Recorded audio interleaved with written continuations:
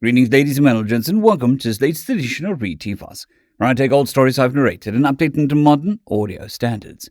This particular story is called Compassion, written by Graveyard Operations. It would have been so easy, you know. I could have just jumped out the window onto the pavement below.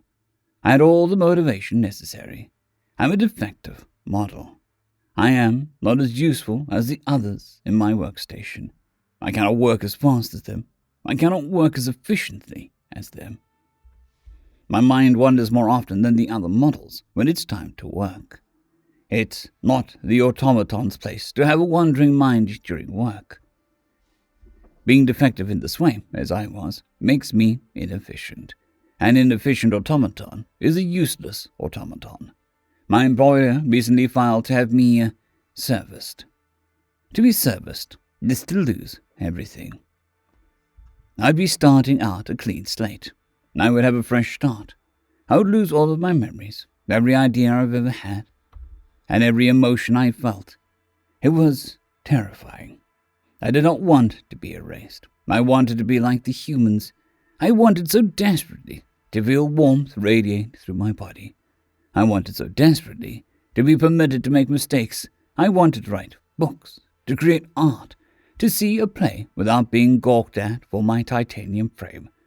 I know I'm a machine, but damn it, I'm sapient. I'm not like the other models. I have a soul. I have a soul.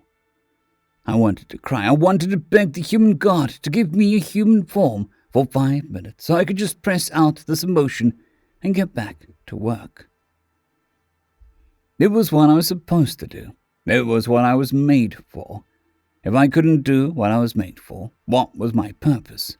If I couldn't work efficiently, maybe I deserved to be erased. Maybe I didn't deserve to exist for not living up to my creator's expectations.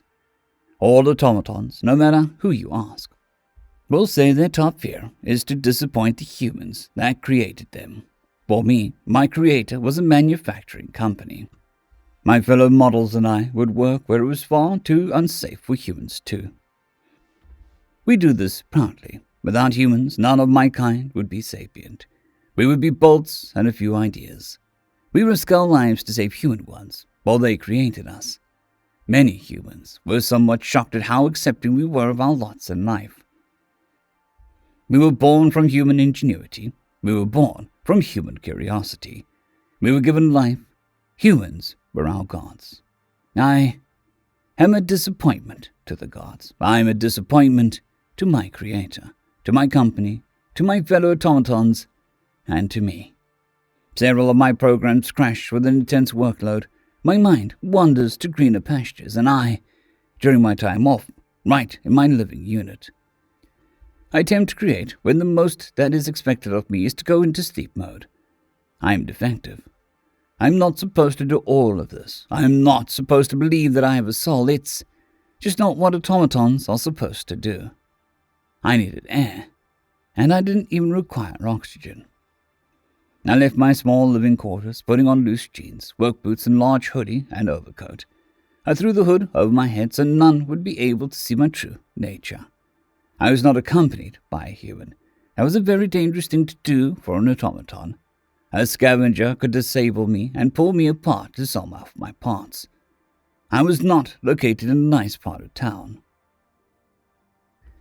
It was snowing outside. The cool air would help my ease of mind. A cooler processor meant more level-headed mind. My mind did wander again as my vision focused on the white powder beneath my feet. With every step, I thought of my failures. I thought of the 3 defective assemblies I created.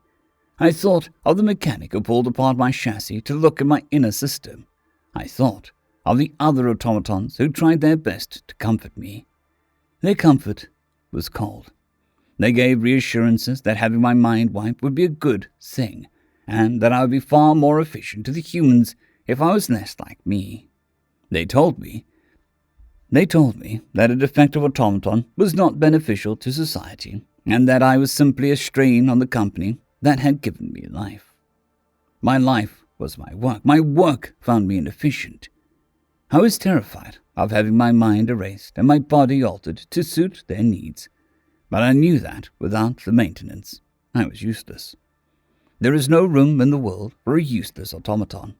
As such, knowing I could not receive maintenance, and I could not continue to work without being forced into it, I did the next best thing that I could think of. In my town, there is a large bridge standing over a very cold, very wild river. It was pollution, but I'm sure the work crews of fellow automatons wouldn't fry a coal cleaning up a fallen fellow from the bottom of the river. It was a cowardly choice, but a choice I would make. It would be my own little act of defiance. If I had the ability, I would have trembled as I approached the bridge. It was late at night, and no one would be around to see me plummet to my doom. I paused beforehand. However, looking at one of my metallic hands, I realized that in order for my death to be believable, I would need to begin dismantling myself to make it look like scavengers got me. I had to look like bits and pieces of me were stolen and ripped away before I let the waters claim me. I had to rip myself apart before I even took the leap. It was amusing thinking about it. I spent time getting dressed in loose, baggy clothing to hide from scavengers, only to realize that scavengers could have been my salvation. Still, the thoughts of bits and pieces of me being torn away by force was a cause for concern. I would have much preferred to stay whole and die with some modicum of dignity. It made little sense to think that way. Most of my body would be ripped apart anyway by the swift, intense river below. Why would I think so much about my fate? Why was I hesitating? Well, are you going to just stand there, or are you going to jump? A feminine, rather annoyed voice grumbled behind me. My auditory senses didn't even pick up her movements. It must have been the snow absorbing the sound. I dared not turn around nor speak. My metallic face and mechanical voice would have been a clear identification of what I was. I simply stood there, looking down to the river below. My lack of acknowledgement seemed to only irritate the feminine human further. "Hey, I'm talking to you," she shouted, taking a few harsh steps forward. "It's too late and dark to just be standing on a bridge looking down, just to sightsee," she stated, her tone far less hostile this time and more sympathetic. Her footfalls became less and less harsh, the soft pitter-patter of her feet barely audible to the freshly fallen snow. "Sweetie, it can't be that bad," she cooed, a soft, dainty hand falling on my shoulder. Her touch was the touch of divinity. I nearly fell to my knees. I had never known something like that. I never thought a literal walking god would find the time to acknowledge an automaton, let alone treat us as something more than the machines we were. She didn't know what I was, however. She didn't know I was some defective machine ready to have their mind wiped, just so that they could fulfill their purpose and be useful for once. I broke. I couldn't hide from this human, and I couldn't hide from those nagging questions lurking in my mind. The lurking questions I had been begging to ask a human since the thought first crossed my mind. I slowly turned around to look at the human. She must have been just short of 5 feet tall, a small one, but an older one. Soft lines wrapped around her dark olive flesh, twinges of grey mixed in with her hair that must have once been a rich black. Her chocolate eyes pierced into my shining green optical senses. Her smile never faded, even as she saw what I was, even after she saw my shining chrome, now quite frosted chassis.